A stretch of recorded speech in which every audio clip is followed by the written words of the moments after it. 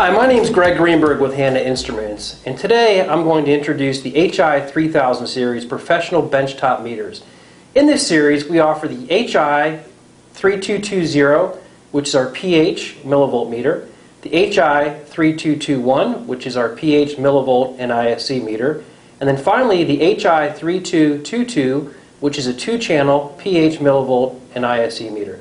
Let me show you what's in the box when you receive any one of these meters. The meter itself, along with its calibration certificate from the factory, a probe holder, the directions, a quick reference guide if needed, 2 packages of buffer solution and cleaning solution, a temperature probe, again with its factory testing certificate, pH electrode with its factory testing certificate, the electrode instruction guides, solution to refill the electrode as required, a pipette to perform that task, and the power cord. Next, let's talk about the features of the meter. I have with me today for demonstration purposes our HI3222, which is a pH ORP ISE meter with 2 channels and calibration check. Some major features of this meter are as follows. It has a dot matrix LCD display for ease of use, virtual keys that will change with whatever is being shown on the dot matrix display, and then an 8-button simple operation. First of all, we have the help button. So if you're working on the meter and you ever get lost with whatever screen you're in, you can simply push the help button and directions will be displayed on the LCD screen. Calibration button, that takes you right into the calibration mode. And then the range button. For example, if you're on channel 1 and you want to go back and forth between pH and millivolts, you simply hit the range button. And then when you hit the channel button and you go to channel 2 and you want to switch back and forth between ISE and millivolts, you do the same thing by pushing the range button. We have a menu button which displays information for the virtual keys, simple up and down buttons which moves you around the screen depending on what mode you're in, and then an escape button if you ever need to back out of a particular screen that you may be in. When I turn the meter around, I see the on-off switch, the connector for the power cord, the connector for the USB cord which is going to plug into a PC, and then 2 independent channels that are galvanically isolated, which means that when 2 probes are in the same solution, they won't interfere with each other. When I look at channel 1, for example, I see the input for the temperature probe, a BNC connector, which is the input for either a pH or ORP electrode, and in the case that I'm going to use a reference probe as a half cell, I simply plug it into this connector and then plug the indicating probe into this connector. Exactly the same thing for channel 2, with the exception that we're going to be working with an ion selective electrode and or an ORP probe. Now keep in mind that this is the 3222, which is a 2-channel meter. We offer our 3220 and our 3221. In the case that you're using those meters, you would only see 1 channel. When I turn the meter upside down, I'm going to see 2 holes that are used for holding the mounting bracket for the probe holder. Next, I'm going to turn the meter on and show you some advanced features. Now I'm going to flip the meter on. And as you can see, it's warming up. And once the meter warms up, the LCD is going to display a lot of different information. Now let's take a look at what we're seeing. In this case, it's telling us that we're on channel 1, automatic temperature compensation. The solution that I'm measuring has a pH of 7.03 with a temperature reading of 23.9 degrees Celsius. A really great feature with this meter is that I can actually see the condition of the probe after calibration. In this case, it's telling me that it's at 100%, and I've calibrated with buffers of 4, 7, and 10. If I want to record the current reading, I simply hit the log button. And then another feature we have is auto end. So when I push the auto end button, it tells me to wait. We see the stability indicator. And once the W disappears, AE will flash and the reading is locked in. Now this won't change regardless of the solution that I put the probe into, and this is useful with the gas sensing ISE where the readings will continually change. So I'm going to hit continue to go back into the meter mode. Next, let's hit the menu button. The virtual keys have now changed. We see the recall button, GLP, and setup. I'm going to hit the recall button and I see two different options, auto log and manual log. And since my last record was done manually, I'm going to hit the manual log and I'm going to find the log, and in this case it's log number 21, which shows the pH and the date. If I want to see even more information, I hit the more button. We see again this is record number 21. It has the date, the time, the temperature, the pH, but we also see the reading in millivolts, the offset, and the slope.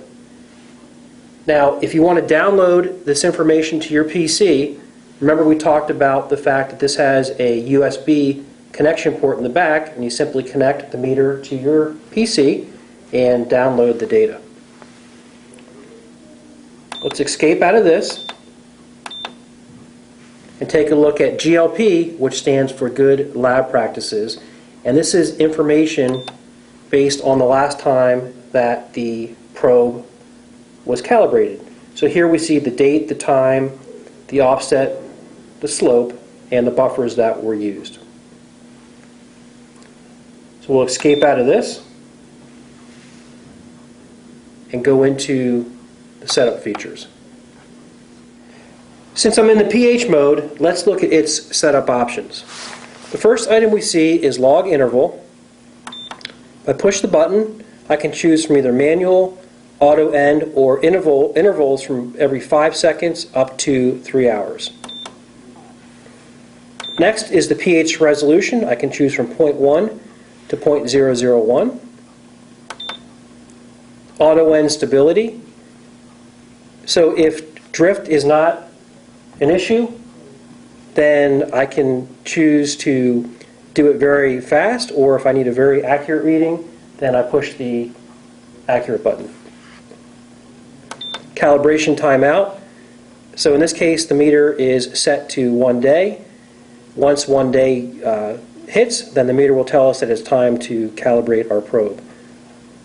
First point mode. So earlier I calibrated the meter to 3 points. If I go back and calibrate one of these points, I can choose to either replace that 1 point or apply an offset to the other 2 points by pushing these buttons. Custom buffers, I can choose up to 5 custom buffers. If I want to see the calibration points or out of cal range warnings on the display, I check or uncheck these boxes. Temperature unit, I can choose between Fahrenheit and Celsius. Backlight, contrast, date and time format, all the self-explanatory features along with the date format, language. If I want to hear this beep, then I can keep the box checked. If not, then I uncheck it. Instrument ID, so if you want to identify this meter with your other like meters in your lab, then you can assign this meter or your other meters a number.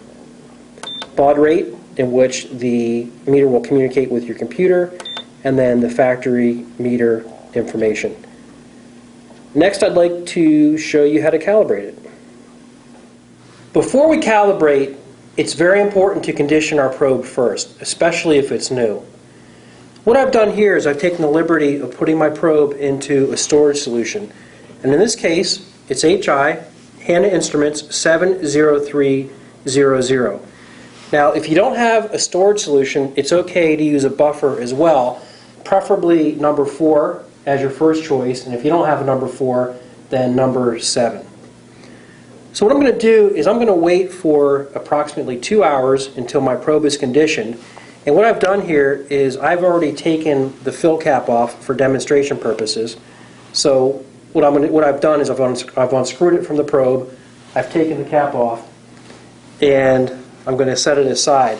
And the reason that I want to do that is I want to create a positive head pressure that allows for a higher flow rate through the junction, which results in a faster response time. So once I've done that and my probe is accurately conditioned, I'm going to remove the probe from the storage solution, and what I'm going to do next is I'm going to rinse the probe in deionized water to get any excess storage solution off of there. The next thing I'm going to do is I'm going to take my buffer, which in this case is number 7. And just a side note, as you can see, I put my buffer onto a magnetic stir. And it's extremely important to do this in a laboratory setting because you want to make sure that your buffer solution remains homogeneous at all times. So since I've done that, I'm going to go ahead and lower my probe into my buffer. All right, and I'm going to start with, start by hitting the cal button. And keep in mind too, it's important to make sure that your junction is covered by the solution. Otherwise, the calibration is not going to work. So what I've done here is again, I pushed the cal button, and I'm waiting for the meter to read at 7.01 or to recognize that buffer. And when it does, I'm going to hit the confirm button. So let's give that a second to come up. Okay, so I'm going to hit the confirm button. And what I'm going to do next is, once again, I want to rinse off my probe with deionized water, get any excess buffer off of there that's already on there. So I've done that. And since I just happen to have a 4 with me, I'm going to put 4 onto my magnetic stir, and I'm going to put my probe in there and let it calibrate. Now at this point, if I wanted to go with a 10 or a custom buffer, then I can go ahead and do that depending on what type of calibration and how many points that I want to calibrate at. Something important to note while this is doing its reading is that this meter has cal check. So if my buffer was contaminated or my probe was dirty, then the cal check feature would tell me that. So as you can see, I'm ready to confirm, and in this case, since I'm going to do just a 2-point calibration, I'm ready to take my measurement. But the next thing I'm going to do before I do that is I want to escape out of here. And as you can see here, again, this is part of the cal check feature. This tells me that my probe is at 100% and it's ready to go after calibration. Next, we are ready to take our measurement. Some final notes. It's extremely important to keep your probe conditioned after usage. In that case, I recommend using a storage solution, HI70322. If you choose to store in the probe's protective cap, simply pour some storage solution in the cap and put it on the probe accordingly. If you don't have storage solution, again, it's okay to keep the probe in a buffer. Preference is 4. If you don't have 4, 7 is okay as well. Never keep the probe in deionized water. Another note, if your instrument ever displays clean electrode, it's an indication that you could have a dirty probe. In that case, we offer application-specific cleaning solution. Today's demonstration was on a 3222, which is a 2-channel meter, and again, it's pH, millivolt, and ISE. Today's demonstration was on setup and calibration for pH. We have a separate video for an ISE, so if you're interested in viewing the ISE portion, please watch our separate video. So I hope you enjoyed my demonstration today. If you have any questions or concerns, please contact your local Hanna office and they'll be glad to help you. Thank you very much for your time, and I hope you enjoyed the instrument. Thank you.